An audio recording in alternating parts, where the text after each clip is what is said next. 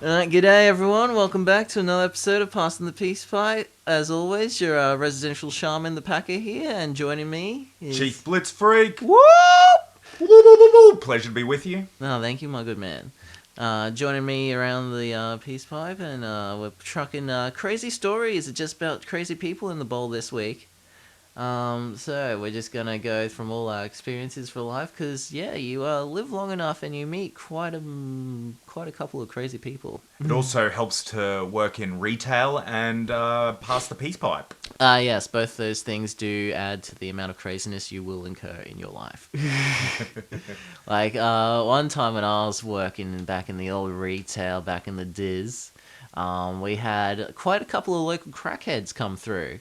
They'd be cracking out in the morning, or maybe they just woke up and they'd come and try and steal some shit. So one day, we had one of our locals, and I know, you can tell by the teeth. You just can tell by the teeth. Always. Yellow, missing a lot. But this guy had I don't know, maybe 4 or 6 teeth left. And they were all the front ones, and they were all bending and overlapping each other. So shit was really fucked in that department. How old do you reckon he was? Because 6 teeth, that's not bad. If you're a crackhead and you're in your 30s and I you've got think he 6 was. teeth... I would say late 20s, early 30s. Oh, so for a crackhead, he's doing all right. He's doing right. He's doing All right. right. I'm not quite sure on my crackhead durability scale, but But yeah, we had these DVD players on this end table as you could go buy in the store, but it was just the box. We had taken all the DVD players out, and so he picks up a box and tries to walk off, but when he picks it up, he feels that it's too light and kind of just goes, "Oh shit!" And he sees me see this go down, and so he comes over and tries to have a talk to me and be all nonchalant, and he's just he puts the box back and he's just like, "Oh, g'day, how's it going? How you been?" And it's just like, "Mate, I don't know you. What the shit?" So he's just asks about fucking some just DVDs or some shit, not even related to the DVD player. But the best part was, when he started to walk off and he walked down the hall, I could see him, and he looks at this wall, and he must have had I don't know, either withdrawals or some sort of demons from his hallucinations attacking him, because he literally walks by the wall, looks at it, takes a double look, and then fucking jumps to the ground straight away and kind of almost curls up into a ball for a brief second. And people are standing there. This is in a public hallway, and people are just looking at him just what the actual fuck? And then, he just gets off and sprints out the exit. Just point out, I know where you're talking about, and that's actually not a bad area for where we live. Oh, okay, fuck. Okay, this is the nice side of town. Once you start going over the south, I would assume you see that's a bit more common. Yeah, fuck, no. I've heard it's not too bad when you go more north. Oh, okay. Yeah, keep them away from the rest of us with the hills. Because they don't have any cars, so they'd have to walk over them, and they just can't be fucked when they're too high. I mean, it can't be just crackheads you have to deal with. I mean, retail, you get a little bit of everything. Didn't happen to me, but another staff member. And it was not at my store. But yeah, so this he was what, 16 or something. And he comes in to a friend of mine into the store, and he gets a bunch of stuff to buy. And he brings it up to the counter, and he just puts out a $10 note. And he's got $60 worth of shit. And the lady's this isn't enough. Do you have any more? And he's just oh, yeah. So he whips out another 20. And it's dude, are you fucking with me? Come on. These are clearly labeled $20 each. And it's just this isn't fucking, I don't know, Vietnam where you barter for shit and stuff. Oh, haggle, that's the one. It's just what the shit, and then she's just nah, this you can get he puts another $10. She's okay, well, you can get 2 of them now, and he's what? And she's just oh, well, you can get 2 of them now, and he goes, oh fuck, hang on, and he puts all this shit he just starts emptying his pockets onto the table, and he's got like a fucking lighter, some tissues, Tic Tacs that are just loose, fucking a knife, a little ID thing, his wallet, phone, and a fucking pouch of tobacco. And this kid's like not even 18, just by the way.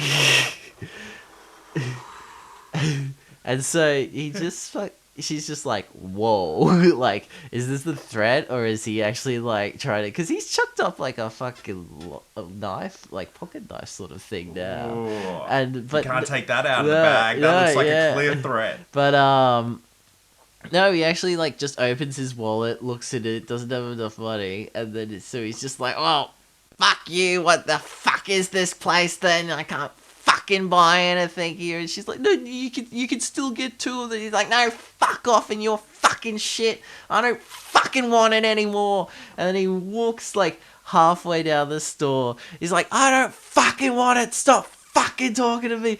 And she hasn't said a word. And he gets all the way out of the store into the hallway of the complex. And he's like, I don't fucking want it. Fuck off. Stop fucking harassing me. The thing is, though, when he was at the store, she did try to call for him once because he left his ID on the counter. Oh, and that's hard. Now you've got to try to help someone who's still yelling at you. Where you're like, oh, I want to give it back. I don't want him coming back in here. That's it. But no, he just was, fuck off, God, I fucking hate this place. You can fuck off. I don't fucking want it. And he just left. And so, yeah, that ID's still there. He might have had something wrong with him, but yeah, I think he was like, I don't know, kind of like someone that needs to be supervised that's gotten out on the loose, you know? Yeah, I think sometimes retail is the front line when it comes to dealing with these people. Oh, just the general public. You just get all of them. And it's hard to tell because, I mean, I can cop a bit of abuse when you're trying to work out if someone... A lot of the time you're literally trying to work out if people are retarded. And sometimes they just don't have great social skills because being retarded's a real thing. Yeah, yeah. And so you deal with these people and sometimes you accept them being slightly ruder. But then some people, you're not sure. You're like, is this person actually just a piece of shit? And do I feel bad for them because I recognize how dumb they are? Like, in their head, they think they're just a normal person. That is the most fucked part of it all, is like that person that's just like, holy shit, you're just like, wow, you're just like this outlier of society, and they're just like, nah, I'm totally right, everyone around me will totally just be on my side for this, and no one will object to what I'm just swearing over like a fucking fight, like 200 meters, just yelling at someone for just a misunderstanding. Yeah. I agree, it does. It sounds like, do they think, people are on their side? Where they're like, good, I've shown that person. Everyone would be like, knows. oh, fucking finally, that bitch has been getting away with it for too long. Yeah. Like, no, mate, you're this... You're the problem. Yeah, exactly. Oh, I had a lot of stories of them in the service station. Like, you try to help people and it just ends servo would be fucked. and it just ends up going bad. Was it 24 hours? It was a 24-hour servo, and I used That's to do the graveyards. Oh, buddy. I know. Oh, buddy. I used to do the graveyard as well. That's how you get a lot of people with these stories. You get a lot of people. I wasn't going to talk about any of them today because I wanted to talk about another guy. But in saying that, I guess some of them are so quick. Like when you'll have someone run into your store in the middle of the night in their underwear with a baseball bat, covered in sweat, and you think, well, it's on. Here we go. And they look at you and they're like, did you see another guy running? And you're like, yes, I did.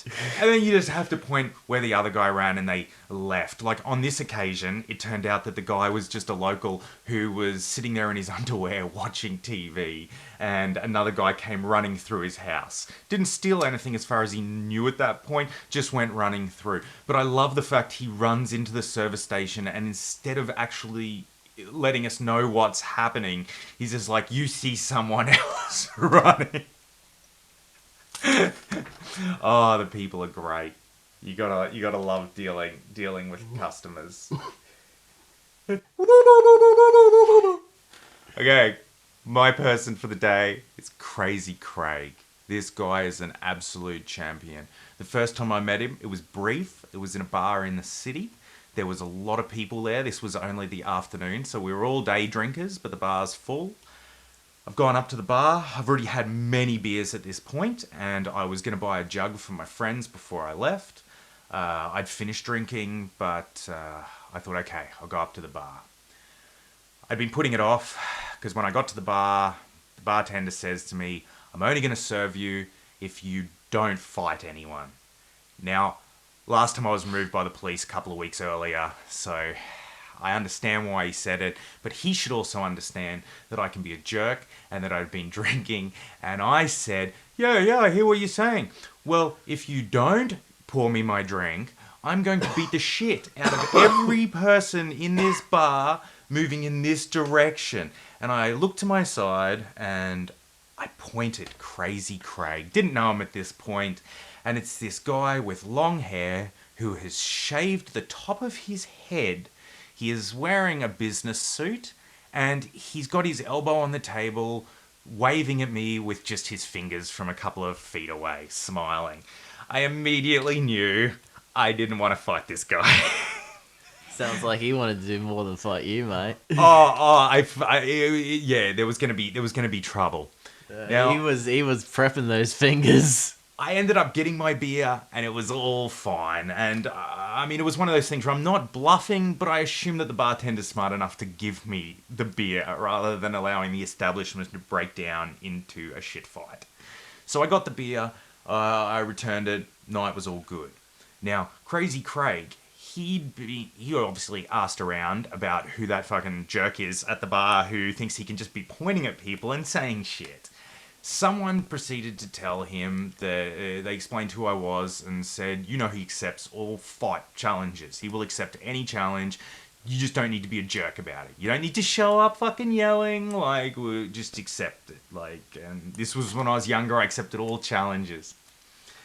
So a couple of months later, he shows up at a house of a mutual friend. I didn't know that the other guy knew him, and he shows up, and this guy, I don't want to slur his reputation, but I think this guy might have been on high level fucking meth. He comes in dripping in sweat. I know that he's got a lot of fight experience because someone else told me about him. And he goes, all right, I'm gonna fuck you up. Where do you want to do this? Well, okay, buddy, I will fight you, but just let me pack the peace pipe one more time. My friend in the house is trying to tell Craig, he's going, oh, you might want to be careful. Now, I've never heard my friend warn anyone before about me, but he tells him to be careful, and I'm like, no, to my friend, I'm like, I have never seen anyone approach me before with such a high level of confidence where I felt this guy really has the skills to back it up. And on top of that, I'm a calm as fuck smoker sitting in a couch and he is fucking going 1,000,000 miles an hour. So I'm like, you mind if I have one more? And he's like, not a problem. That's fine.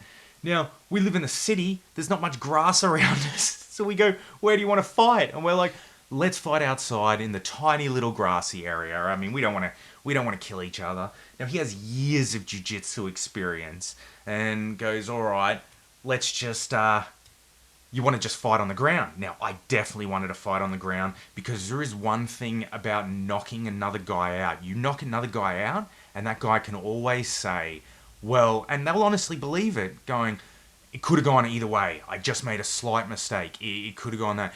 When you get the shit beaten out of you in your body so hard that you have to quit, you don't complain afterwards. You don't turn around and go, I nearly hurt him. You're like, no, I hurt them and they hurt me more. I tapped.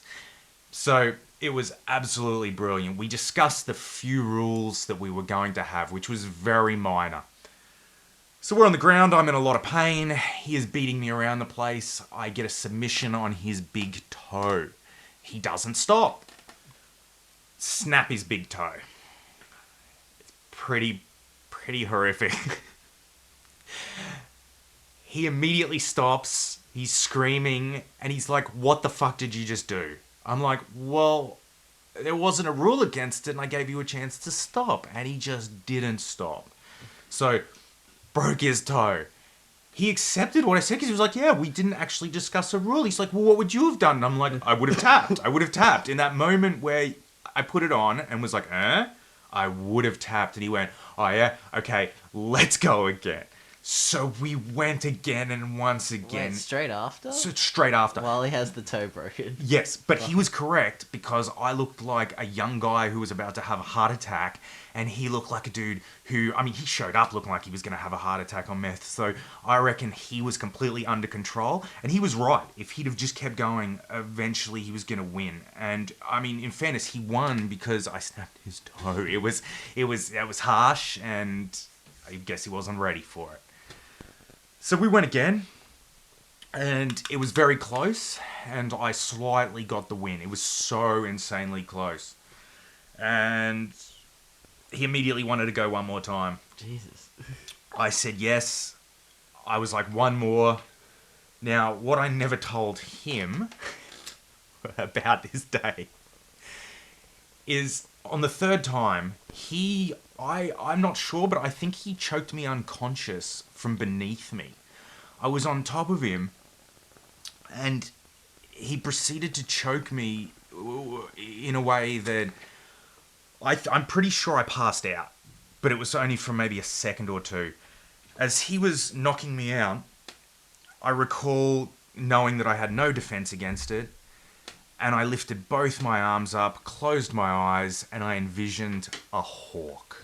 I think I might have been unconscious at this point. I may not have been, but I hear these things about being unconscious where you're not sure. Your spiritual ancestors came. Oh, well, I would have thought. Save you. I thought my spirit ancestor. Like I thought I was a wolf. But maybe You I was. have the spirit of the hawk, great chief. I put my arms to my side, like out like a hawk.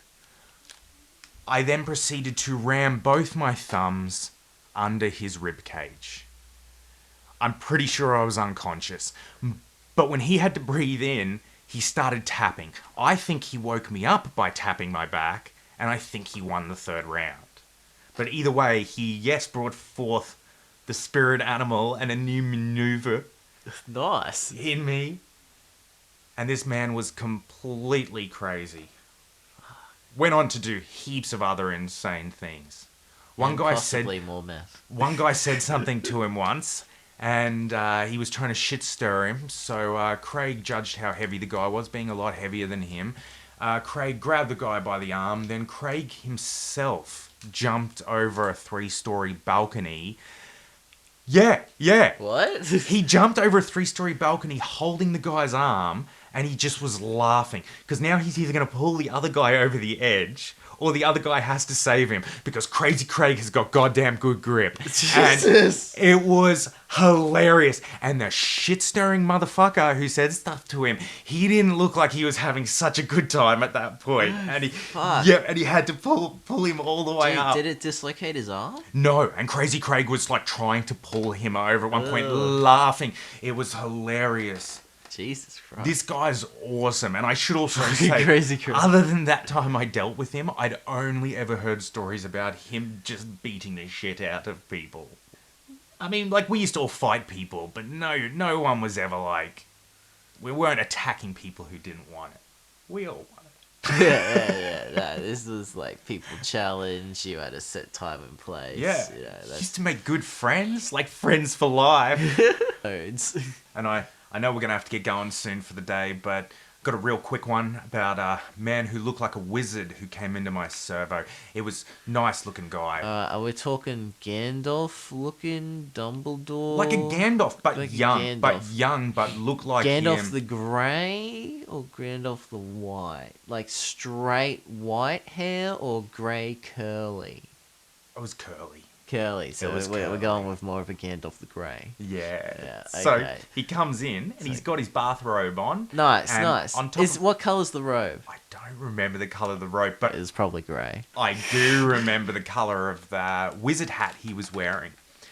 It was yellow and white, and it was a very tall wizard hat. Nice. He's in the front of the line. He's ordering his cigarettes, I believe, and I get his cigarettes, and the guy behind him, slowly looking at his hat, he's moving his finger towards the wizard's hat.